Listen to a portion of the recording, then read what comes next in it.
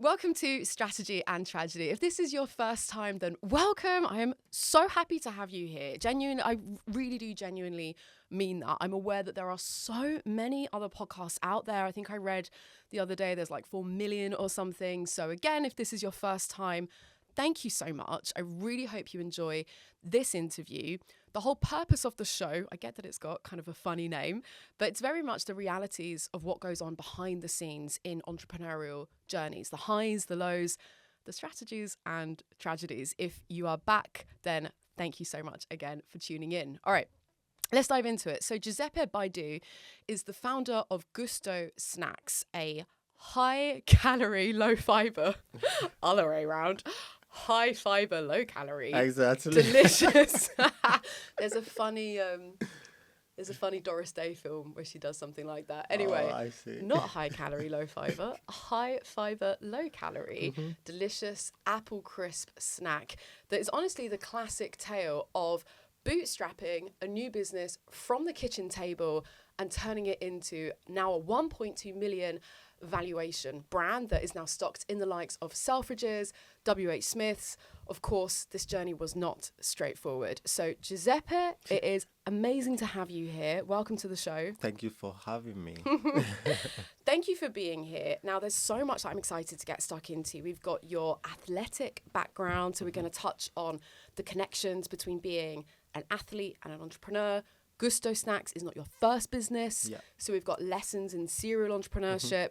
You raised VC funding. I mentioned that you're stocked in these household names, these high street retailers, as well as offices. So we want to learn about how you got your product into these places. If anyone else is thinking of starting a consumer business, and I'm sure lots more along the way. So let's dive in. Let's kick off with more of an elevator pitch on Gusto Snacks because I completely butchered that. Tell our listeners what Gusto Snacks is. So, I mean, maybe an investor is listening to me right now. Yeah, so, you never know it's who's my listening. chance to pitch the business. Exactly. But Gusto Snacks is an award-winning brand on a mission to change consumer snacking habits for the better, whilst also reducing food waste. So our mission really is to be able to work with the farmers, save the food that they can sell. Unfortunately, there is so much waste out there on farm level. Supermarkets are not buying the fruit that are too big, too small, the wrong color. I mean, there is so many reasons around that. But again, it's food that is edible, so why waste it? So we work with farmers, try and make them more sustainable economically and potentially, help them to be more sustainable environmentally as well. And we save these fruits, send them to our manufacturer, work on it, and then bring them back into the food system as our fruit crepes. We have about 5 flavors at the moment, and we are going crazy with the flavors because we want our fruit crepes to almost be an alternative, healthier alternative to the traditional potato crepes, which are not so healthy because they are fried and full of oil. So, yeah, that is really our mission. Yeah, so what are some of the crazy flavors? So we have apple crisps with coconut, apple crisps with passion fruits and mango, Nice. apple crisps with mango, chili that we just launched recently, and then chocolate. And I would say initially when we started introducing these flavors, we know they were quite crazy. And they were pretty much new in the UK market. So we started doing a bit of research first, and I would say people were spitting them out initially because they were not spitting it out. Exactly. All part of the process, test and And learn. to be honest, we were a bit like, wow, what is going on, But then we used actually the situation at our advantage and kept on researching. We spoke with over 300 people. Love that. And kept improving them, and now they are sold in the high street stores. Such a great lesson, and it's such a good job that you went through that testing process because so many entrepreneurs, especially if it is your first time founder, if you're listening, you think you've got a great idea and you think you know best, right? Yeah. It's your vision, I get it, but to your point, you'd rather people are spitting out these crazy flavors in a small testing environment than going through all the pains of the large scale manufacturing, getting it in Selfridges. So you never know, and I think that's such a hallmark of a great entrepreneur is being open to that feedback, the learning, putting the problem first. What do people actually want? Because without that, you just don't even have a business. So that's super interesting. You've definitely made me hungry talking about all the different flavors. And I just want to talk, before we move on, I want to talk a little bit about going back to all these wonderful benefits of what you described. The farmers, the sustainability, tasty, healthier snack. There's such a case here for these purpose-driven challenger brands, and we see it a lot in the food space, right? The first brand that comes to mind is, of course, Tony's Chocolonely, as an example that leads the charge. Can you think of any other similar sort of brands and the case for these businesses doing better and putting that purpose ahead of profit? So, I mean, for example, one that comes to my mind, I don't know if you have heard of Dash Water, for example. Yeah, I think so. What does it look like? Yeah, so they have this, they use wonky fruits as well, but it's 0 calories water brand, basically, carbonated water brand. Right. And they're doing such an amazing work out there. They are, I mean, they are considered as a startup as well, but they are, let's say, growth stage. So they have raised millions in funding and they are quite doing well. And personally, I love talking about all of this, even if it means doing small publicity for them, because at the end of the day, you know, the startup scene is not easy. And I take so much inspiration from all of this startup. There is so many of them out there that do a lot of work in terms of going to save food from farmers, reducing food waste. And I think probably the food warriors entrepreneurs, food waste warriors entrepreneurs, the mission probably started around, I think the wave of, you know, all these entrepreneurs trying to save food started around maybe 2016 or 2015. That is where I saw the trend coming in and I said, let me give it a shot. Yeah, you know? it's very validating. And again, that's exactly the right viewpoint to have as an entrepreneur, is looking at competition, even if they're indirect, as points of validation. I think too many, again, first-time founders put way too much emphasis on the idea, not only the idea, but having something that's so unique, so different. I feel like a lot of people, a lot of newbies to the game are trying to come up with, something that no one else has thought of. And I think that's completely the wrong game. 100%. So that's all the more real when you've got the competitors. It's validating. You mentioned about the VC backing of these growth startup brands as well. Again, it's validating. It's a signal to the VCs. This is a growing space. Sticking with this point, with what can you speak to in terms of the consumer reaction with your brand in particular? Because there is an argument that the eco-friendly, the sustainable angle, that's not the deciding factor for consumers. That often it's a feel-good factor afterwards, but things like cost, the product quality are actually the things that go first. What's your what have customers really resonated with your brand? Quick one. This is Future Steph coming to you from beyond. If you're enjoying this episode, then you can probably guess what I want you to do. Please do me one tiny favor that costs you nothing and takes a second of your time. Hit that subscribe button. It really helps to support this show, and I'm really grateful for you listening. Let's get back into it. What have customers really resonated with your brand?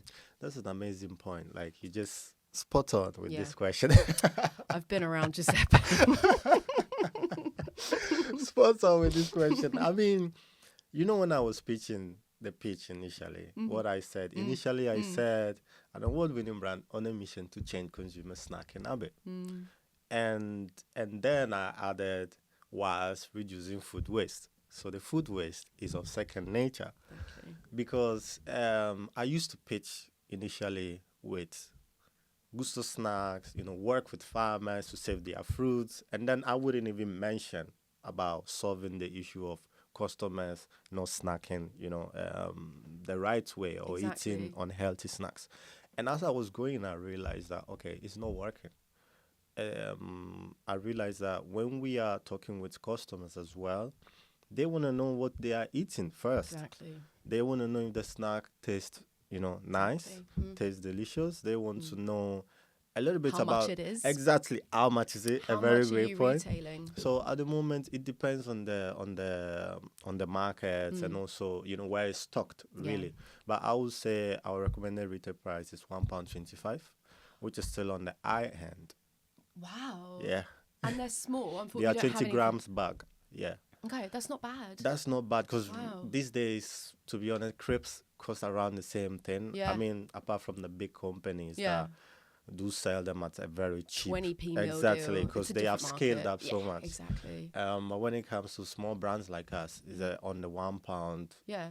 20 range. Mm-hmm. And we are hoping to bring them down at some point, definitely. Yeah. I mean, on our website, we sell them for 90p. Wow. Because we control that segment of the market. Yeah. But when it comes to, for example, Selfridges, it's sold got at the £1.45. Yeah, it's so funny, isn't it? But Selfridges is a niche market. It's more of the people who don't mind spending. So the Exactly. snacks do sell down there.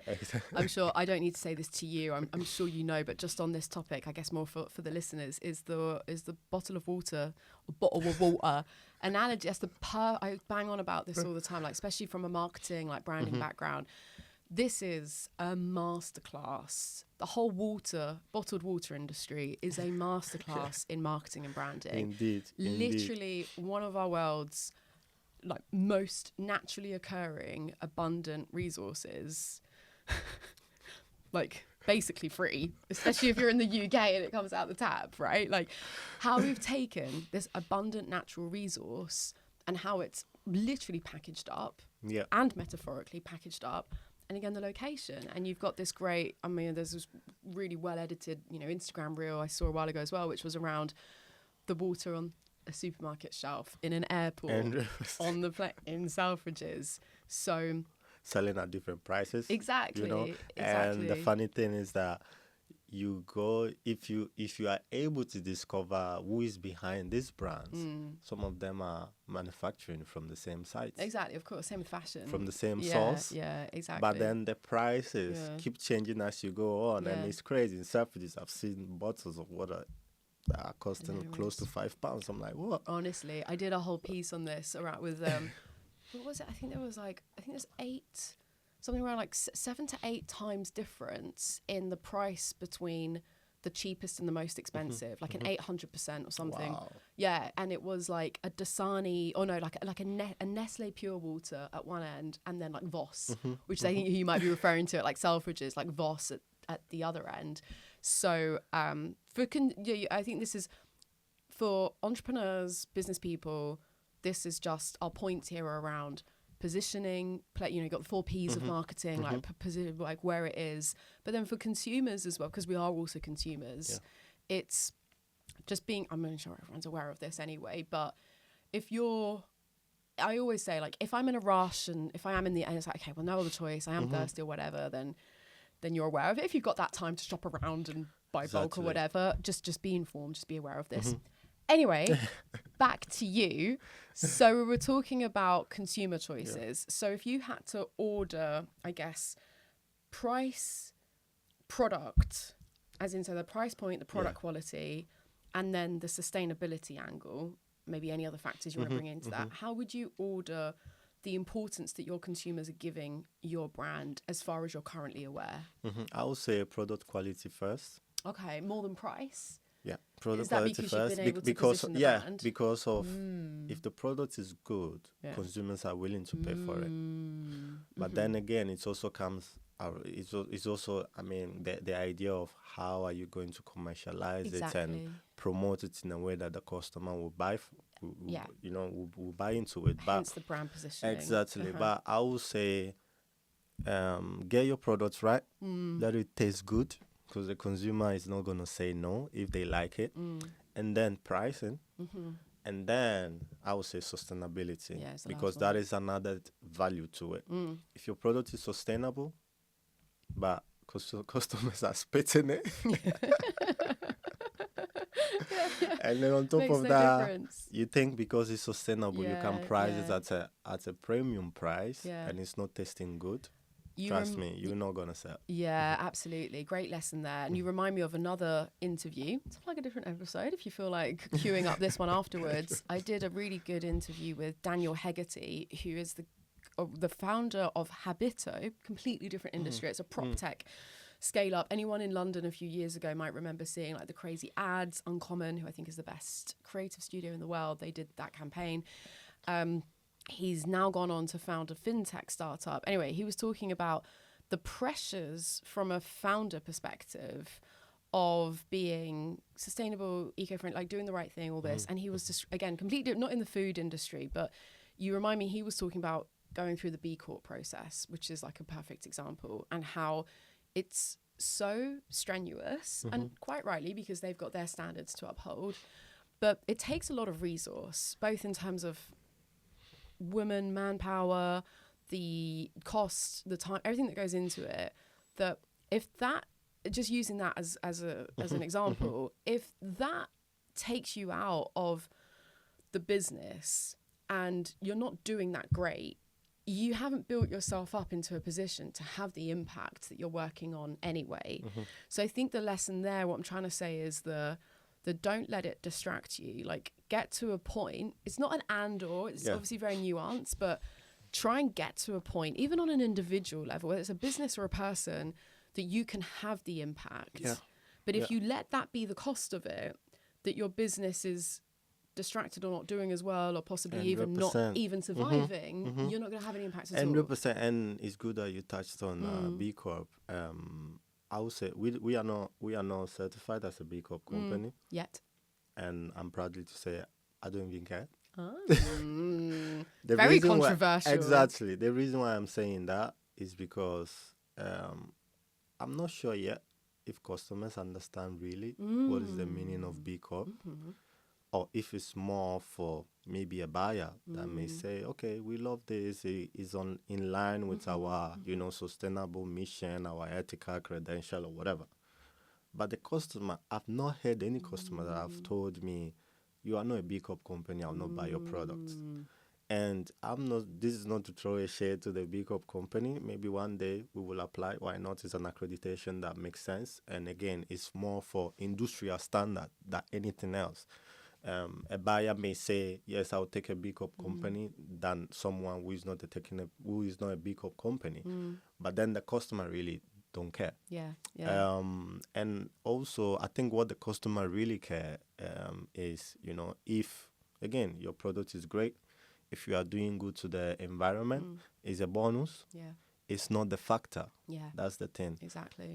Coca-Cola does a lot of crazy stuff out there, and they are the number one drink company in the world, and people keep buying it. And again, they talk about doing a lot of this sustainable stuff, but let's be honest, behind it, we don't know what's really going on. How much greenwashing Exactly. is happening. But I would say, as a brand or as a startup, what I've learned is that get your things right before trying to say you're going to save the world. Because if not, you're going to mess up big time. And that is even worse than you trying to do what is right. I remember customers sometimes asking us, hey, but you are a sustainable company. I love the fact that you are saving fruit, but then your packaging is not sustainable. And then I will go into, well, the reason why you can store our snacks for a very long time and the fact that they are crunchy is because of the packaging they are in. If I go to a biodegradable packaging at this stage where we are, it's going to compromise quality and shelf life. So that means, exactly, even worse. So we are very careful in those things. Right now, our packaging is recyclable in the big stores, not at home. So we try to educate our customers. We have a QR code behind our packaging, and then we are trying to preach about sustainability and educating the customers as we go forward.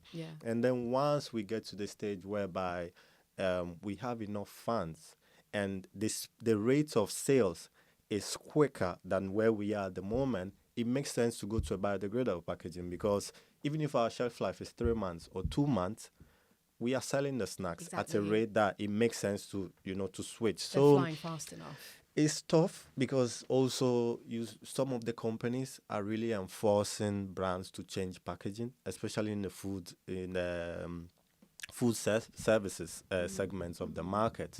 We have had some no's because your packaging is not sustainable, and we are trying to say, well, we are a small brand, we will get there, but then they just want to make this change. But also an internal person one time came to me and said, most of these companies are enforcing it, but it's difficult for them to get any brands to work with, because the industry is still at a young stage to try and enforce certain things. So as you're saying, I think, if you have the funds to do all of these accreditations, do them. But if you don't, be conservative with your money. Prioritize what is best for your company first.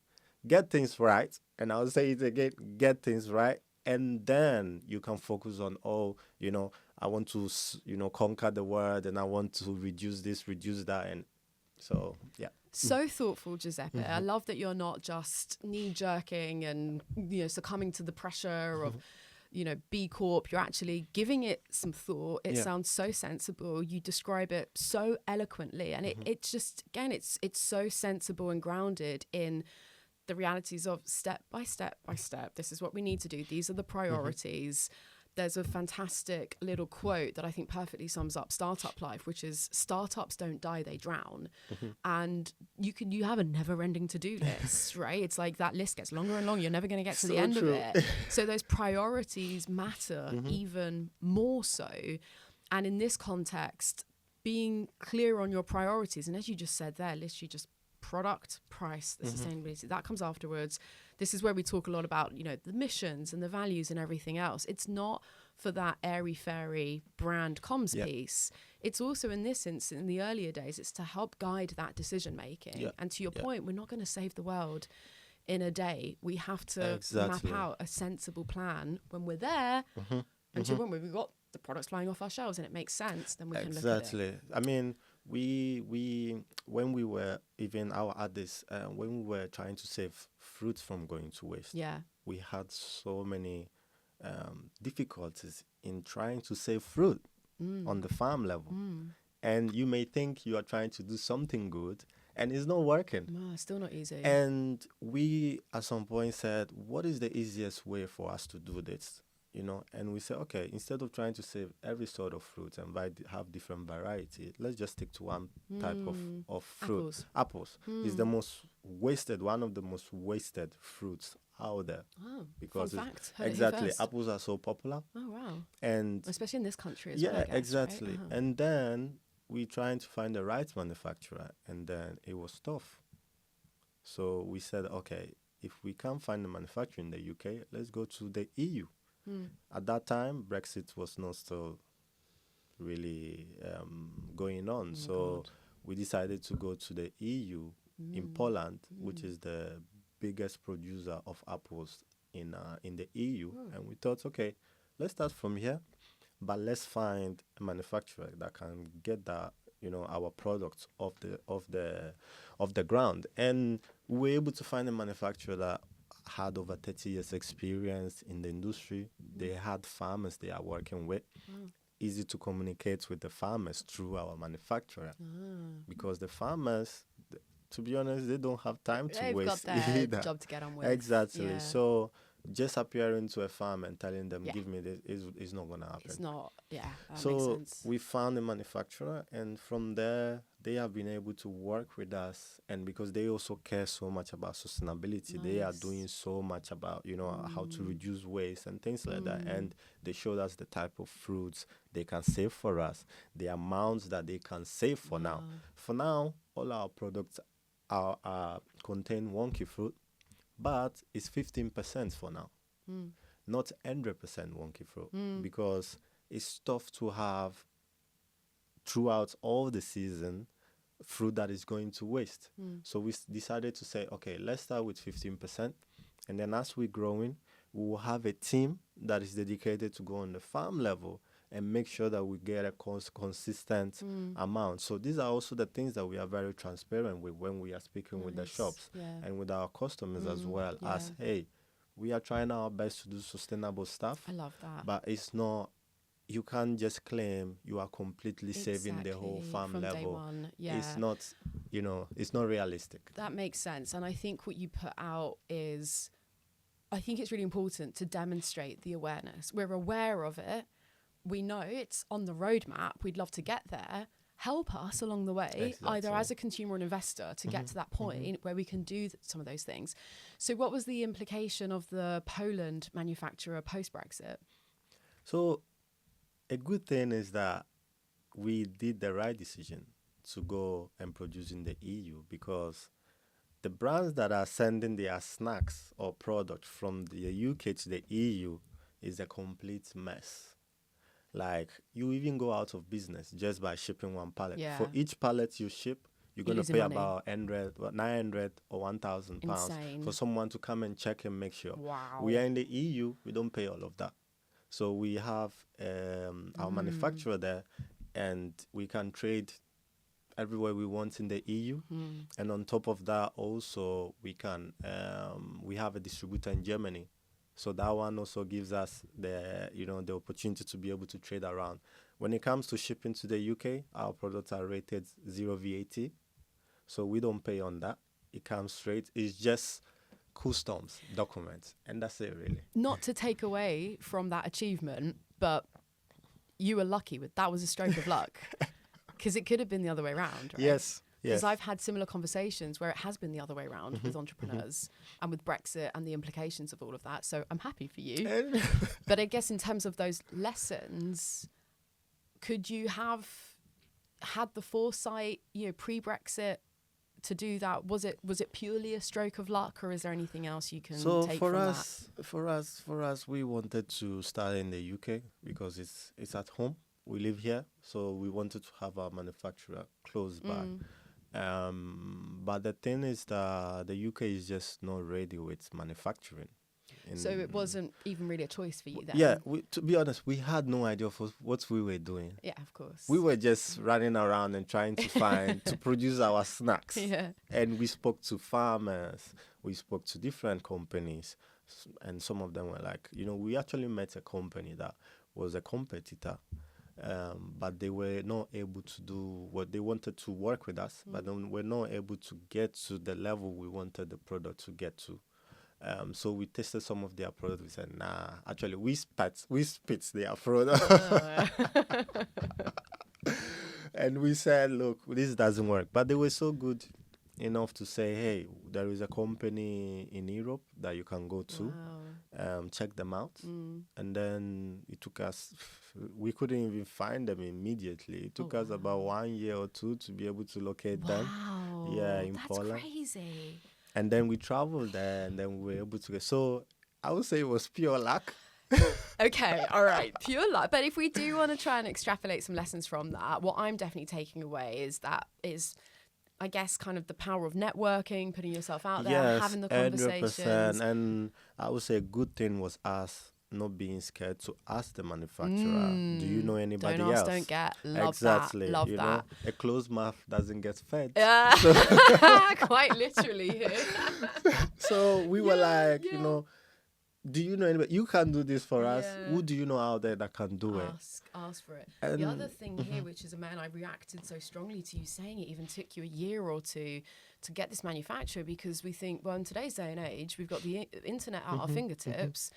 You can find anyone and everyone. But I mean, even on the investor front, I just had a call today where they got investment from this angel who doesn't advertise at all. They don't have it on their LinkedIn profile. They don't. You wouldn't know unless you're following those breadcrumbs. And this particular case came about through introductions, referrals, the same way with you with the manufacturers.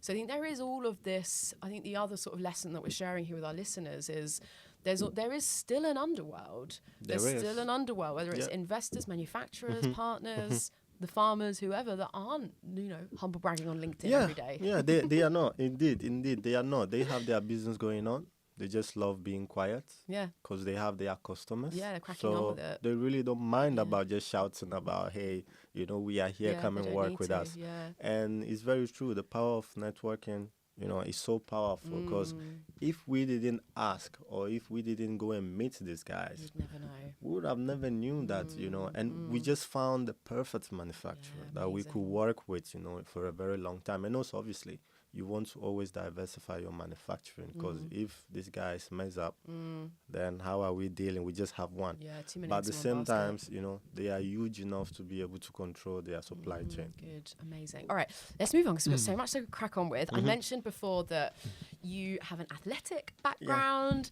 I want to hear so much more about this. So tell us the story. What's all this about? Yeah, so I mean, when I was in Italy, my dad used to play football.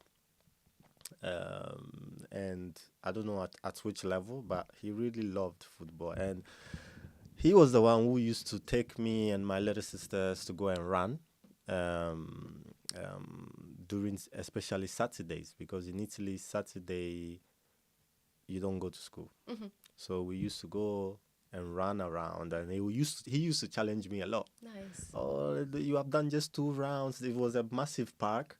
You have just done 2 rounds, and I'll be like, okay. And he's like, look at me, I have this big belly, and I've already done 4 rounds. You are so young, and now he would be challenging me. So the love of sports really came from him. Mm-hmm. And then I started doing athletics. And when I started doing athletics, I'm not gonna lie, I was very good at athletics. You know, I had long legs, I was doing triple jumps. Built for it. Wow. Yeah, and I was so good, and my coach just loved pushing me. And I remember I won my first national medal in Italy, and he saw me as a prospect. And then in when I was going to I was going to school and I was doing athletics there, but then I started playing basketball in school. And I fall in love with it. Did you look up to any basketball players at the time? I didn't even watch anybody, to be honest. I just loved the fact that, you know, I knew about Michael Jordan, but at the time I wasn't watching Michael. I was more into athletic, I would say 90% of the time. In school was more of like 5% of the time. I didn't take it serious. But when I played basketball, I loved it. And then a team came there, and they were looking at me like, hey, you know, do you want to come and train with us? And I'm like, yeah, I would love that. So when I went back and home and I told my parents I want to stop athletics, my mom wasn't happy about it, because she's like, what are you doing? Like, you are the best out here doing athletics, you know, you can't just stop this. And my dad was like, no, he's so young, just let him try different things, you know, I know he's very good in athletics. So I started playing basketball and also doing athletics. And then at some point I stopped athletics. My mom was like, man, you know, I don't think she was much happy about it. But then she allowed me to do it, because she's like, look, you know, whatever you would do, we are all happy about it. Although you have potential in athletics. And then my coach called me like for 2 weeks past, trying to get me back. Hey, don't leave athletics. At some point I wasn't replying him anymore, because I said, look, I've moved on. And then when I started playing basketball, unfortunately, I started at around 13 years old. So a bit too late, because normally when you want to be very good in the fundamentals, so, you know, basketball, you have to be able to use your both hands, you know, score with your both hands, left and right, bounce the ball, you know, both hands. And I wasn't able to use my left hand as much as my right hand. Even shooting, my form in terms of shooting wasn't great. Right. So I wasn't good at all. I started at the bottom, like with a team that wasn't that great. But I remember and I was also, I would say, very quiet as a person, very introvert as a person. So I was a bit scared when I was playing against people that were better than me, a bit intimidated, you know. And also I had a bit of anxiety, which is something I still have, even when I'm doing anything else. Sure. But I would say it was very strong, my anxiety, when I stepped into the court, which didn't allow me to play very well at the full potential that I wanted to. Very crazy. And I had to convince myself and my mind before stepping on the court that I can do this, I can do this. And it was kind of driving me back. So I remember there was this coach. We used to have the first team, but the first team coach didn't look at me initially. He didn't care. He didn't call me up. And then this assistant coach came in, and he used to be very tough with me, like very a difficult person, very with me. And I didn't understand initially, because nobody has. I've been playing for 2 years now. Nobody has really spoken to me like that. And did it not remind you of your dad though, like nurturing that competitive streak? Or was it a different approach? I think my dad was, you know, being competitive, but he was kind with it. This coach wasn't kind at all. Okay, at times he will insult me at times. And at some point I said, okay, enough. Like, I don't want to play anymore. And I got very upset with him during a training session. He didn't say anything. He just said, sit down. I'll talk to you when the training is done. So I sat down the whole training, about 1 hour and a half, doing nothing, just looking at what everybody was doing. And when the training finished, he came to me and he said, Giuseppe, listen, do you know why I'm so Like hard on you. hard on you compared to everybody else? Because you have the highest potential compared to everybody in this team. So when I talk to you, listen to me. Giuseppe, you're gonna make me cry. It's like a movie.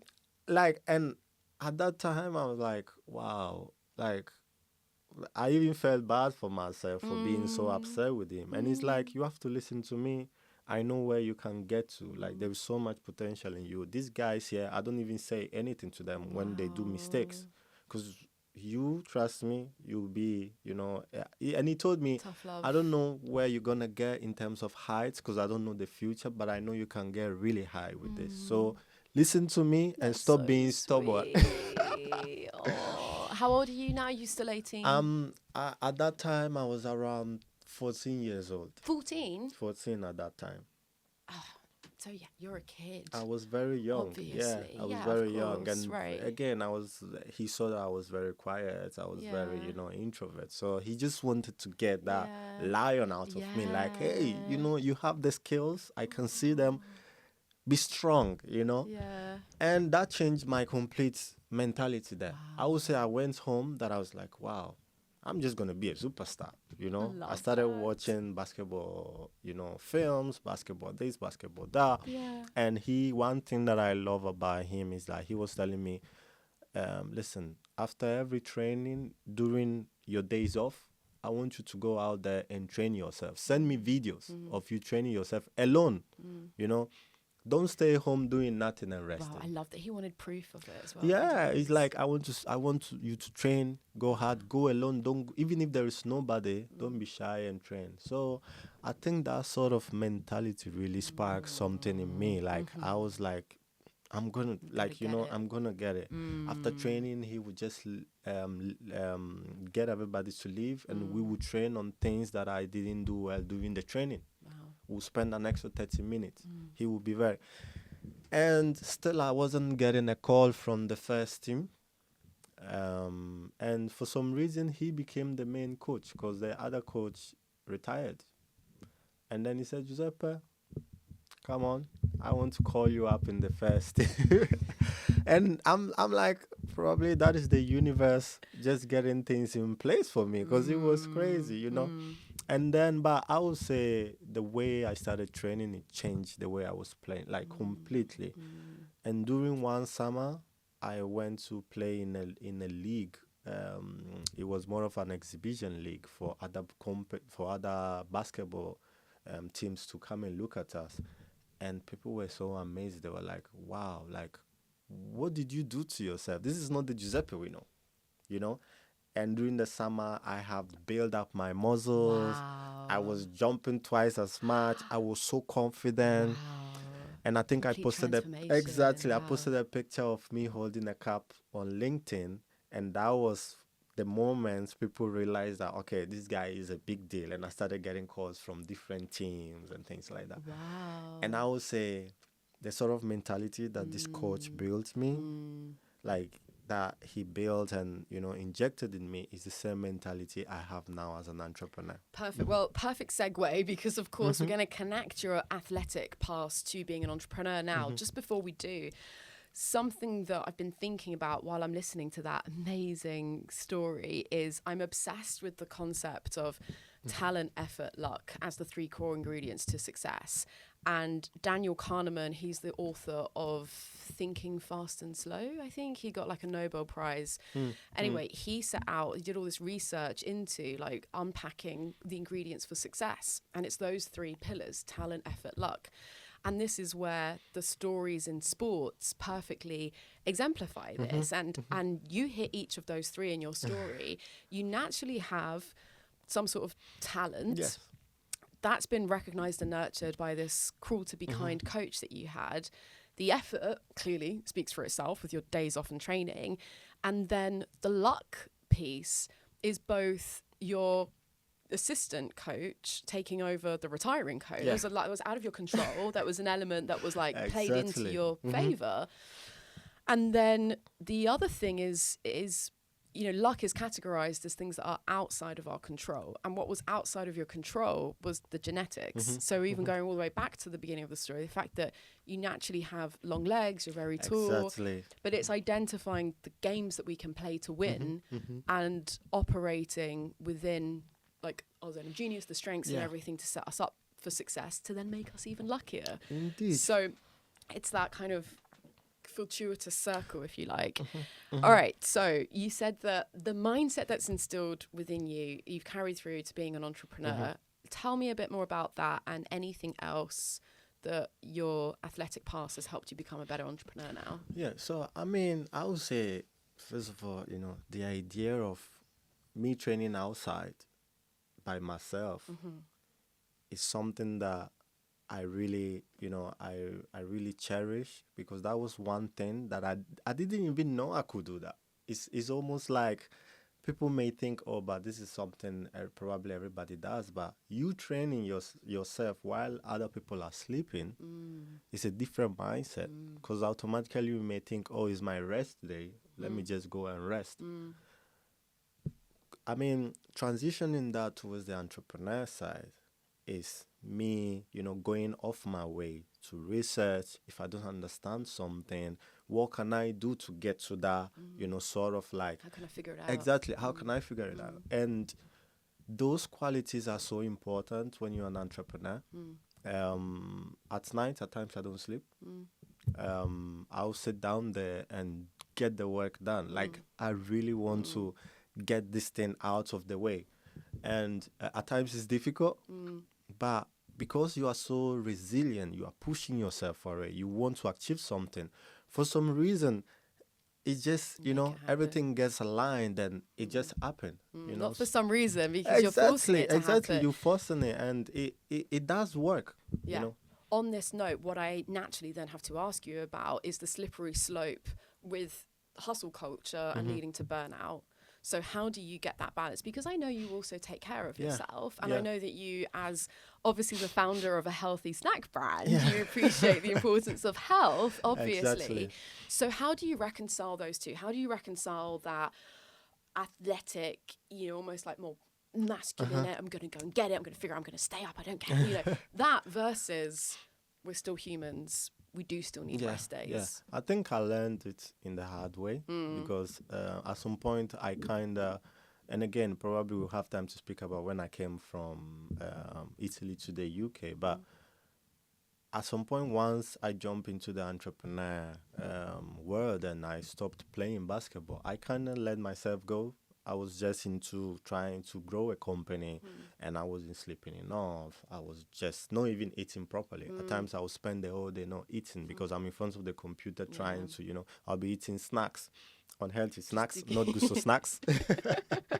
Just to keep going. Exactly, right? just to keep going. And I would say that really, wasn't great for my body. I used to have abs.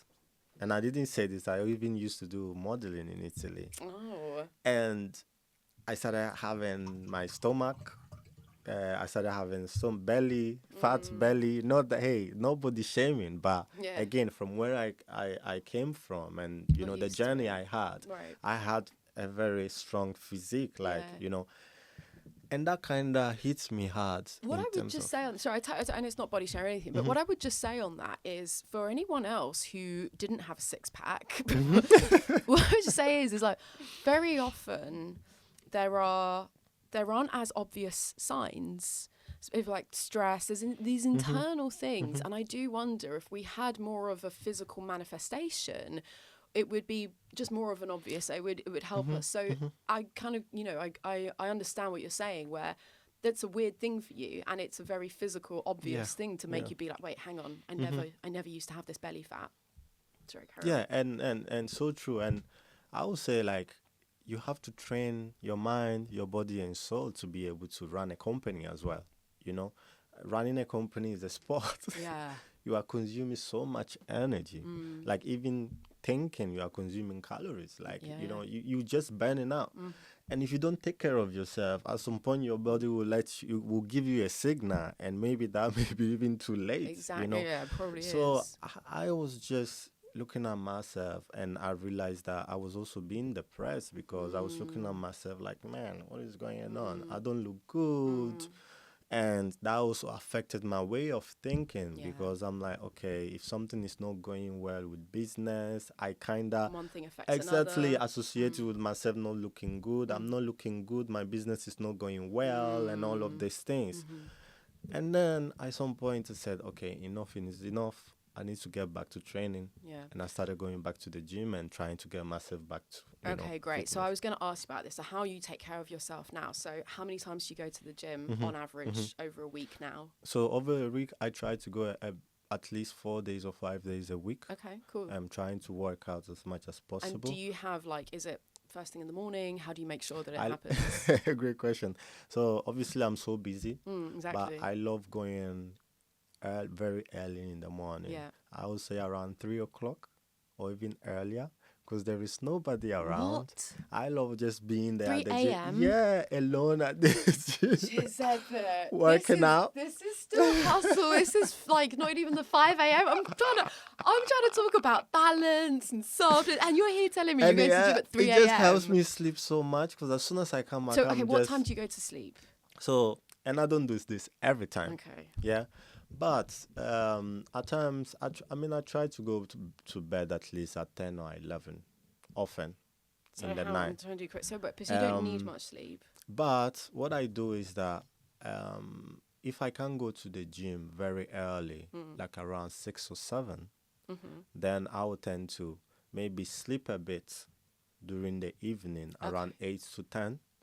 And then around 11, 12 o'clock, wake up, do whatever I have to do if I need to do anything extra, and then go to the gym around, it depends. 1 to 3 o'clock is the time I like going to the gym. There is nobody around. I mean, which gym do you go to? The 24 hours gym. Yeah, clearly. Exactly. And then when I go down there, I normally like to spend about just 30, 40 minutes. Okay.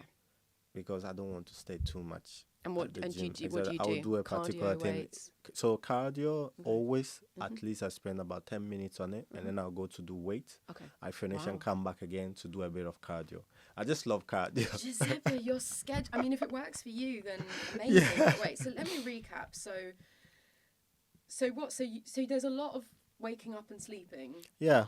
So But go on. yeah, but I try to regulate. I think my body is very used to it right now.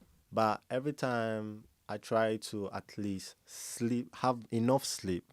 But if I can't have enough sleep, let's say continuously, because I'm busy or stuff like that, at least I'll have 4 or 5 hours sleep.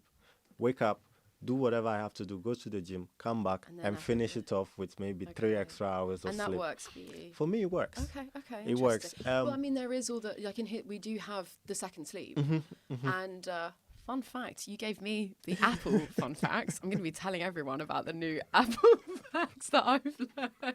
But I might need to double check this, but for some reason in my mind, the Victorian era of England, there's so many fun things around London that come from the Victorian era, and I'm not even completely sure if this is true actually now, but I'll say it anyway. The lamppost, that gave the whole second sleep and waking up in the middle of the night gave way to the street lighting, so that people, what they used to do, again, I need to. This is full of holes, but apparently people used to go and visit each other. Oh, wow. And there's like the old kind of illustration of Victorian English with their like pajamas and their dressing gown and their slippers with the little candle, and they'd go and like just hang out for a bit between, because we do have those natural circadian. Yeah.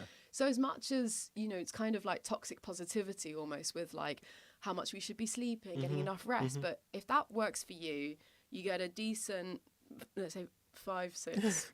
You didn't say that. You said 4 or 5. But I don't want to promote not sleeping enough. But as soon as you get a good chunk, you wake up, it's your downtime. You catch up again, well, you have another kind of bit of sleep, and that works for you. And I would say probably it's for now. At some point, probably. Might change. Yeah. Once I get, because the entrepreneur journey is crazy. It is. It is. You have to be able to find ways to Adapt. adapt and push everything into you only have 24 hours. Yeah. So for me right now is I know that I can do better in terms of my health and sleep. And I am thinking, at some point, definitely. But one thing I often do is spending time with my family. I don't play with that one. You know, I always tell my business partner, if the company is burning and I'm off, spending time with my family, call the fire services. Don't call me.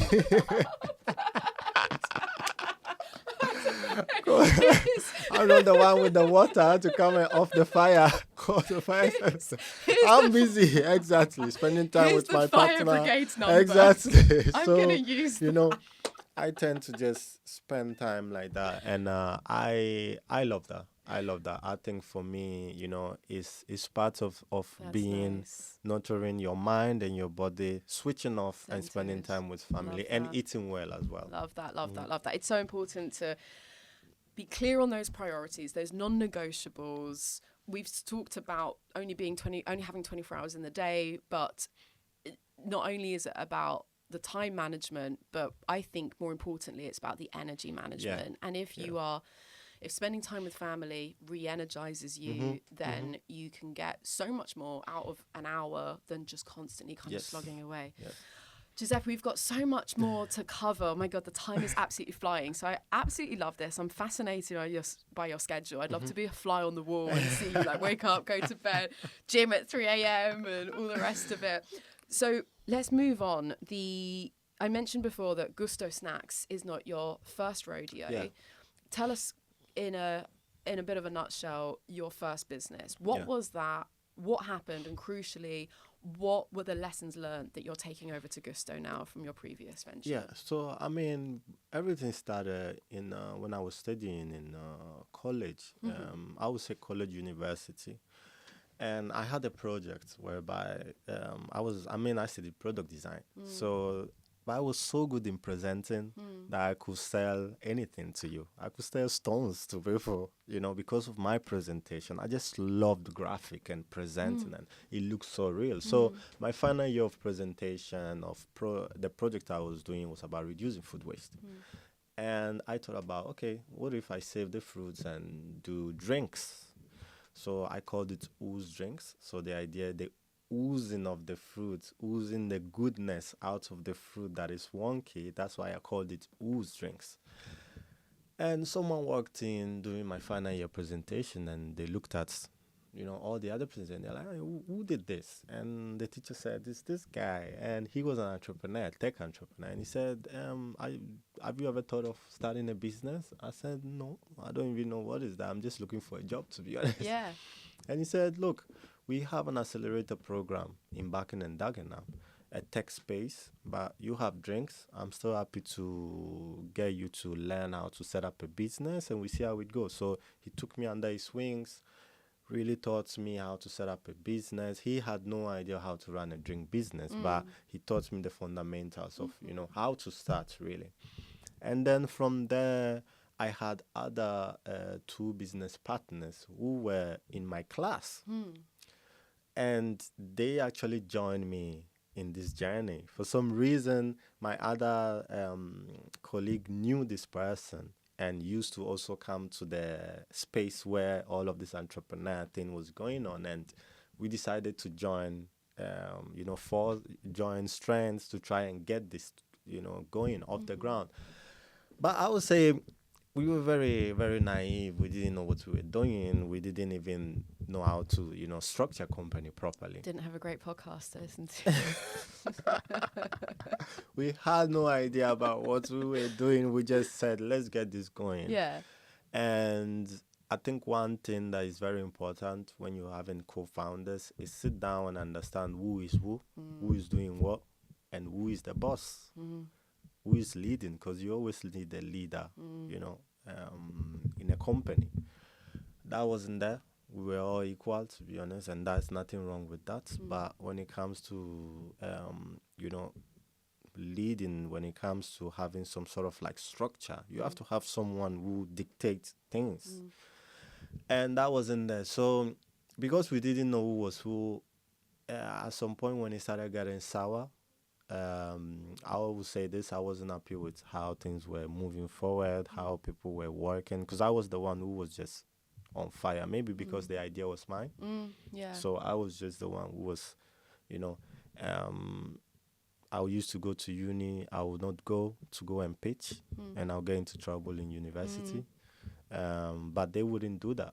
They wouldn't sacrifice their university time. And because I strongly believe that our Who's Drinks will be a top brand one day, like Innocent. Yeah.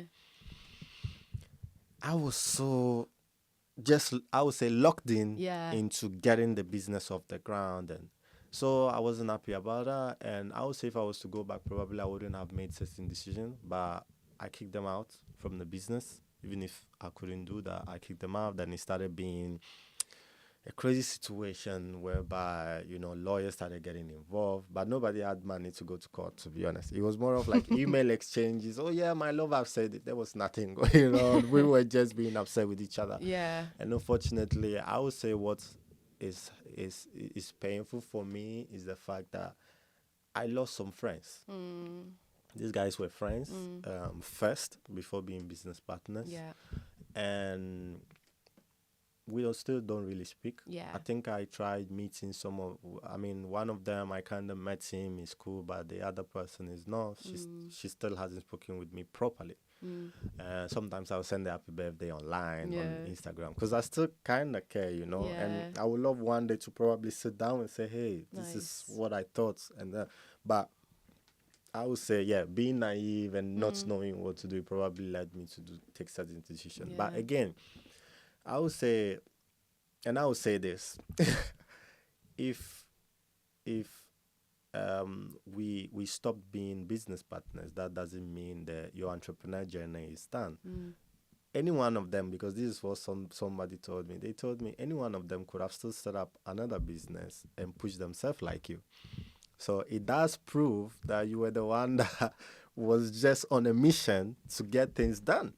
So at the end of the day, you don't have to be too hard on yourself as well, because maybe if you didn't take those decisions, you wouldn't be where you are. For sure. At the moment. So I would say I'm grateful for the journey. Yeah. I'm grateful for the decisions I made. But still, you know, going back probably, maybe I will do them differently. Yeah.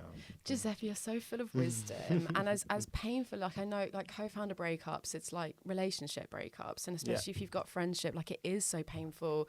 And so many the majority of businesses don't make it back after a co-founder breakup. So I can feel your pain. I totally empathize, but you definitely have the right attitude now it's led you to here. We grow through what we go through. These are experiences and most importantly, the lessons learned through that. So as you say, we can't go back in time and change things, but what we can do is carry those lessons with us to the next thing, which is what you're doing now. Before we wind up and I ask you my final question, time has flown. I feel like we could definitely do much longer. But now that with coming back to Gusto, what are the lessons that you've brought over from Ooze, from the first venture? And just because I did mention earlier, if there are any kind of product-based founders or entrepreneurs listening, I do also want to hear about how you got onto the Selfridges supermarket shelves, if anyone's curious to hear that. So first, lessons from Ooze and then getting into Selfridges. Yeah, so I would say for me, Ooze was a big learning curve. Yeah. Because the products I had were good and I spoke to different supermarkets. Unfortunately, they told me, look, your shelf life is too low. It was 3 months shelf life. That's too low. They wanted a longer shelf life. And for example, I spoke with Sainsbury's. They said, look, for us to bet on you, you have to have a longer shelf life. And at the time, I was using a process called high pressure processing, whereby they put my drinks inside cold water and pressure it so much. It's like going diving under the sea, and the pressure you have on top of you is so strong that it kills the bacteria. And that was a new process at the time, so healthy. But the stores were like, yeah, but 3 months, nobody knows your brand. You don't have a massive marketing budget. So for us to take you, we want you to, and I didn't want to put preservatives in there. How much did they want? How much shelf life? At least I would say 8 months, 1 year, something like that. And did they also say what marketing budget they wanted you to have? Well, I would say at least 60,000 in marketing budget to get your product off the shelf. You have to have it. Per year, per month? At least, yeah, let's say per year would be a good starting point. Yeah, and you're like, I'm not even on 60K myself. Exactly. I don't even have like 500 pounds to give you. So you're like, okay, yeah, exactly. bye. So, and I would say from there, at some point, I decided to close down the business, and that was the hardest time in my life, to be honest. Knowing when to quit is also, we don't have time to get into all that, but that's a hard, like it's a hard decision. And I think it was very harder on me at the time because I kind of failed in playing basketball. And then I got to this point where I've started a business, and the business like was almost like, oh, I'm not playing basketball, but now I'm an entrepreneur. And then I failed again. It was crazy for me. I was very depressed. And I remember my sister telling me, listen, Giuseppe, like, you know, and we have a Christian background. And she's like, listen, God took you into this path, you know, and the same God that did it is the same God that can, you know, bring you up, and you never know. You have learned so much. And my sister said these words to me, and I said, wow, you know what? Actually, you are right. I've learned so much. Maybe I can help other companies launch their brand. And I started doing that initially. And then at some point I said, you know what? It's time for round 2. I'm tired of helping other people. And how long was that gap between closing Ooze and starting Gusto? It was about, I would say about a month. A month? About a month. Because I started actually thinking about, if my products didn't have a long shelf life, what can I do now to get another product that will have a longer shelf life? So you were depressed for like a week? I mean, I would say I was depressed but still doing stuff. Okay. The fact that I couldn't leave being an entrepreneur, it was haunting me so much that I would still sit there and still do some research anyway on, okay, so if now, even if, but it was still hurting me so bad, I'm not gonna lie. And the motivation my sister gave me pushed me even more to say, I have to do something. And when I convinced myself that, okay, this is gonna work, I really started pushing myself. And one thing I also told myself is, I was questioning myself about all these grants that I won for Ooze Drink, because I won about 30,000 in grants. Wow. Will these companies give me money again? Because personally, who will bet on you twice? But for some reason, they did. You know, I still won awards and even won even more. The same grants from the same... Yeah, some of them, yeah. Wow. And I was like, wow, I never knew this, you know, this can happen. And because they do know that it is more, they do know that it happens. Indeed. And again, it's so painful for you as the person, and you take it personally, right? And it hurts.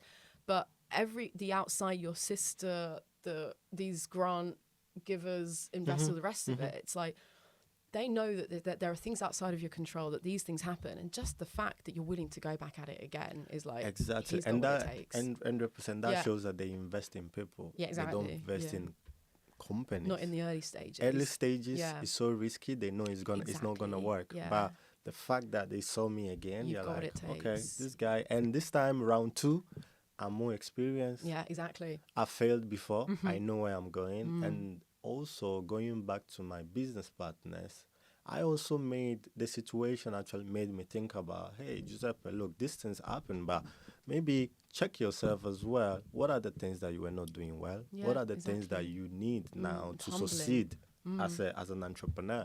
Because it wasn't just them as well. It was you as well, you know? And then I thought about it and I said, I'm not good in math. I'm not good in talking at the time.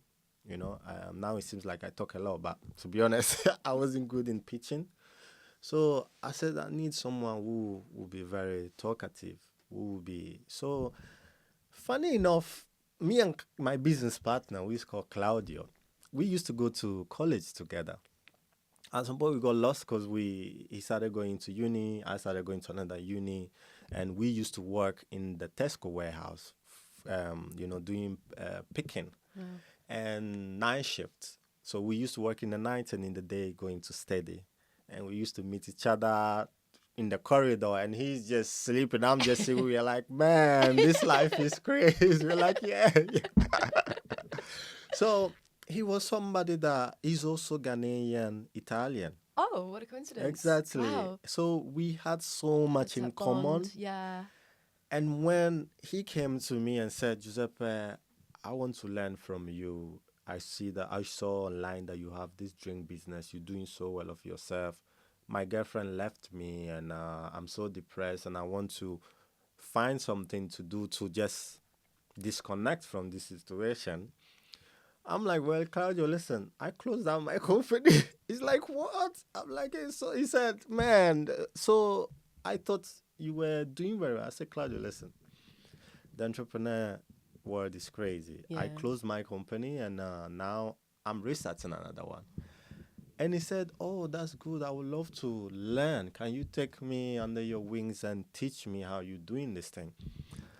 And at that time, I was wondering, should I give an opportunity to another person? Because I've had so many bad experiences. Like, would I do this? But then, for some reason, something just told me, you know what?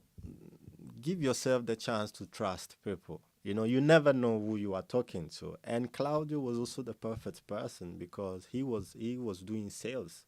He knew how to speak. He knew how to, and he used to play football as well. So he's somebody who had the drive. And at the time, I've just designed the packaging on my computer, and I didn't have a name at the time, but something told me to just ask him, how would you call this brand? Because I wanted him to feel part of it, not just me designing, and he needs to feel part of this brand. So I told him, instead of just teaching you, become a co-founder, one, and two, give me a name. Like, what do you think we can call this brand? And he's like, Gusto. And I said, why? He said, well, Gusto is Italian meaning taste. And since we are saving food from going to waste, it's tasty. So Gusto. I said, let's go with it. Okay, let's go with it. But I think that changed the game because Claudio felt that is part of the journey.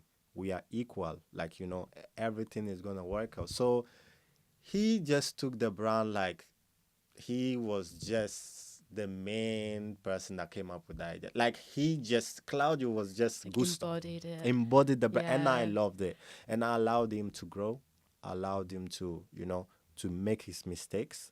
I allowed him to be the person he is, and I'm happy about that. Oh, Giuseppe, I'm so happy. What an amazing story. Oh my God, I love this. I really hope lots of people are still with us and still listening, because this is such a fantastic story. So many stories, so many lessons learned. And I've noticed as well, you're summarizing your story. So I know we're not going like mega deep, but even with me listening to you were recounting the ooze drinks, and you just very briefly mentioned, listeners, I don't know if you spotted this as well, but you saying about, you were like, oh, maybe because it wasn't their idea, they didn't have that same, yes, obviously not word for word, but they didn't have that same sense of ownership.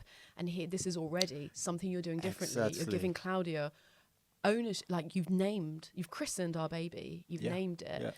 Yeah. You mentioned packaging. We'll talk on that really quickly. We still need to mention Selfridges. We've still got a few bits to get through. Yeah. But you mentioned packaging, and this is a really important thing we need to share as well. One tiny change that had a big impact. Yes. What was that with your packaging? So initially I thought about, there is so many colorful packaging out there.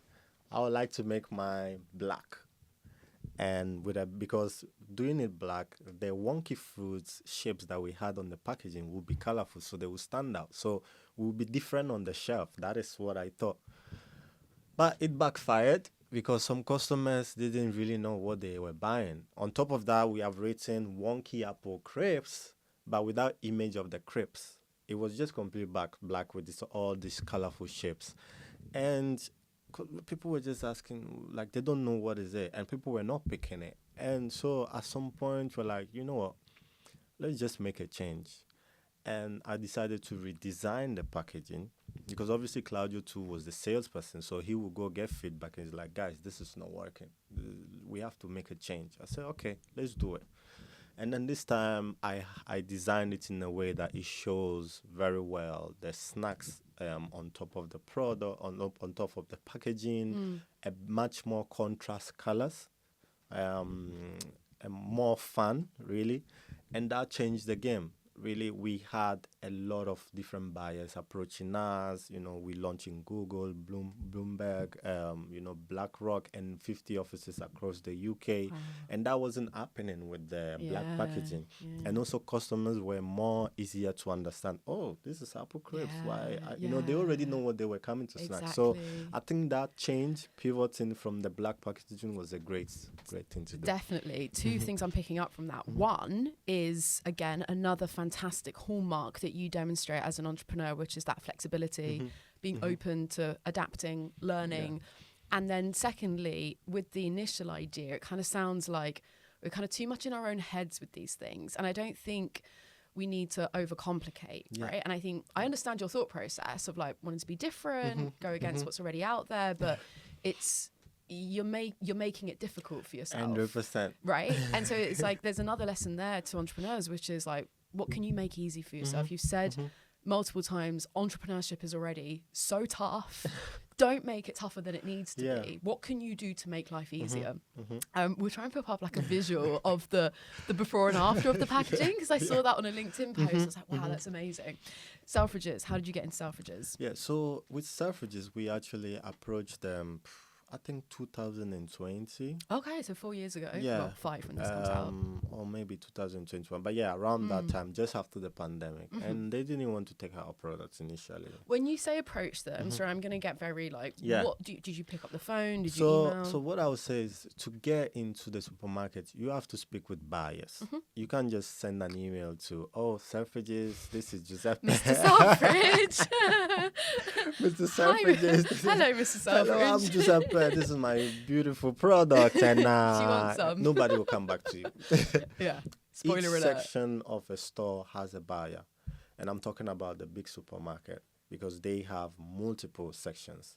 So there is a buyer for toys, there is a buyer for snacks, there is a buyer for confectionery, biscuits, and things like that. And for snacks, even snacks, there is snack to go or snacks, different types of snacks. So you have to find the right buyer to speak to. That's lesson number one. Yeah, everybody is busy. They wouldn't even send it across to anybody.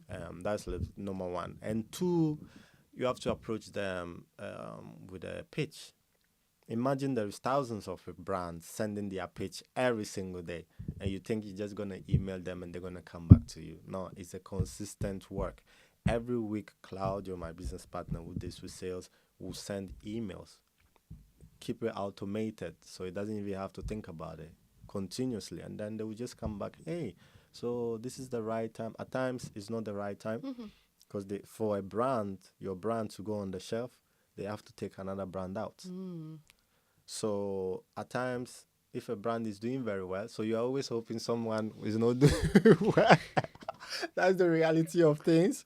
And then or maybe they want to revamp their whole section, and it's the right time, they will come back. But because you've been consistent with it, they'll just say, oh, actually, this brand has been speaking with me for a while. So, and I would say where to find buyers, LinkedIn. You can just write Selfridges buyer, and they will just pop up. Their description says buyer, XYZ. Or just look at Google. Type in buyer of a supermarket, and funny enough, you have the LinkedIn popping up, and then you try and approaching them with a pitch. You send your deck describing your product and things like that. So that's how it works, getting your product into supermarkets. And what I would say is that for us, it took about 2 years because Selfridges like the brand, but we didn't have enough products. So we had already tested with about 300 people, different flavors here and there. So we had about 2 or more flavors sitting down that we haven't launched them yet. And then when Selfridges told us, you don't have enough snacks, we said, wait a minute. This is the coconut and this is the mango, but we have also chocolate and passion fruit there. Okay, send it to us. We spoke with our manufacturer. They sent us samples quick. We send it to them. And that is when they just miraculously came back saying, guys, let's go ahead. We like this one. Also, your sustainability aspect of things. So the sustainability was, again, we're talking about second nature. And they came back saying, yeah, we love it. And also you have sustainability. So let's go with it. Yeah, the buying process for both consumers as well as the actual buyers. Selfridges as well is such, I've loved Selfridges for as long as I can remember, definitely as a little fashion girly. But now looking at it more from the entrepreneurial perspective, I've had other product-based founders who've gotten Selfridges on the industry side of things. They are so fantastic when it comes to supporting new brands. They're much fresher. Here in London we've got Harrods, Harvey Nicks, Fortnum Mason, and Selfridges is very much kind of like the new the fresh modern kind of way of looking at it. So I've discovered some amazing brands through the Selfridges food hall and stuff. So it's so validating. It's so cool. I love that. Giuseppe, there's so many other questions I just haven't had a chance to ask you. Listeners, if you're enjoying this, leave, I don't know where, contact us on social or leave a comment on YouTube, put your favorite emoji. If you want a part 2, if there's enough demand, we'll make it happen. 100%. Giuseppe, final closing question. I feel like we're both going to manifest a part 2 now, because I definitely have more questions to make a part 2. But we'll leave it here for now. Final closing question, Giuseppe. What's one strategy? What's one tragedy? What's one tragedy that's taught you an unforgettable lesson? Yeah, I would say going back to my co-founders, definitely, as a founder, you have to be able to set things right, set the foundation right, be honest with each other. Who is who? It's funny enough, when we started raising investments last year, the VC, the first thing they asked, the first question, who is the boss? That's the first question they ask. And then immediately I made myself forward, but my business partners were also allowing me to show that I was the boss. But you hadn't had that discussion. We already had that discussion with them. I mean, with Claudio and my other business partner, they already knew who is the boss. Yeah. We already have set up who is the leader here. Although when you talk about leader, people think, I'm someone who loves allowing people to do what they have to do. Said like a true leader. Exactly. If they are good in something, Claudio is so good in sales. My other business partner, Aubrey, is so good in finances. I don't just go there and just tell them what to do. They know what they're doing. And then we come down to the table and, hey, okay, this wasn't done. This is done. Let's do it like this. Let's do it. That's how it works. Yeah. So being a leader doesn't mean you'll be shouting around and just, I'm bossy and stuff like that. But the VCs and the investors want to know who is the leader here, who takes accountability, who is, the person that leads. So I would say that is something that, it hits me hard, the fact that we didn't do it well and I lost some friends, and it could have gone a different way. I could have still had friends. Business works. At times it doesn't work and we can just walk away. But then that friendship could have still been intact. So I think that is one thing, going back, I would have made a change, really. Yeah. I love that. Just before we do wrap up, I do have to ask you, on the, it makes total sense. I love what you're saying. I'm totally with you. But then thinking about equity splits, there's a school of thought which is, we're all equal shares. It sounded like this was maybe the case with... No, absolutely not. Okay, so this is the thing. So if someone is the leader, they have to have the majority. I mean, so, of course, in some startups, it happens that somebody may be a leader because it depends on different factors. It may have more knowledge, or it may be the person that brought the idea. But in my case, I was the one who actually brought the whole concept of Gusto Snacks, and Claudio then came in. Yeah. And I will say this because, again, you've been spot on the questions. When I met Claudio, I could have said, hey, I want more power as, someone because of my previous experiences. But still, I said, you know what?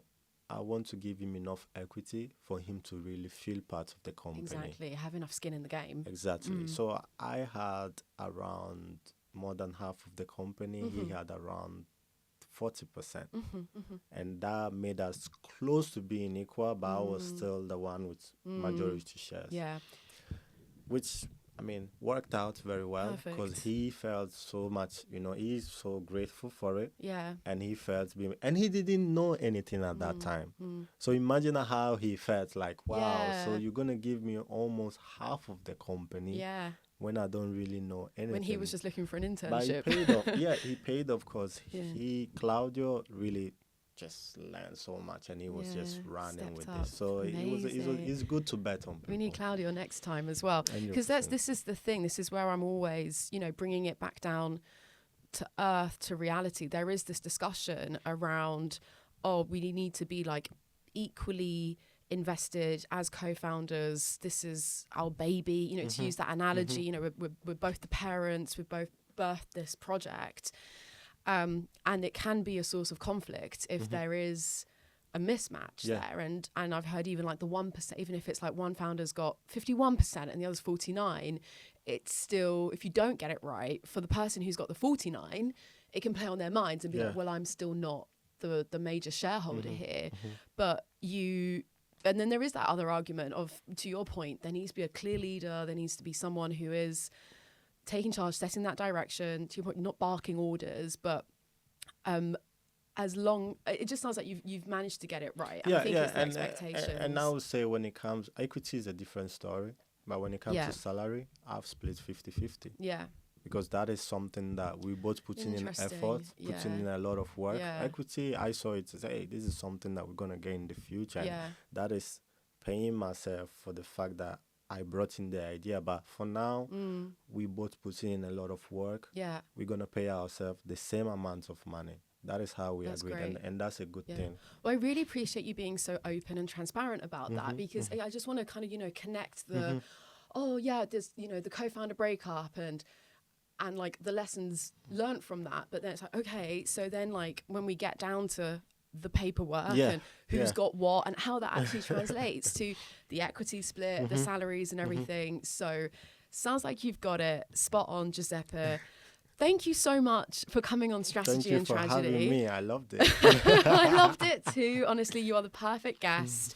You've shared even on social how open you want to be about the entrepreneurial journey, the highs, the lows. I knew that you'd be a perfect guest before coming on, but even now I'm like even happier. So yeah, thank you so much. No, thank you it's been great. Much. Thank you so much for listening. Really hope that you've enjoyed this episode as well. Don't forget to hit that subscribe button. Honestly, really helps me out. Episodes are weekly, so make sure to tune in next time and hopefully see you there.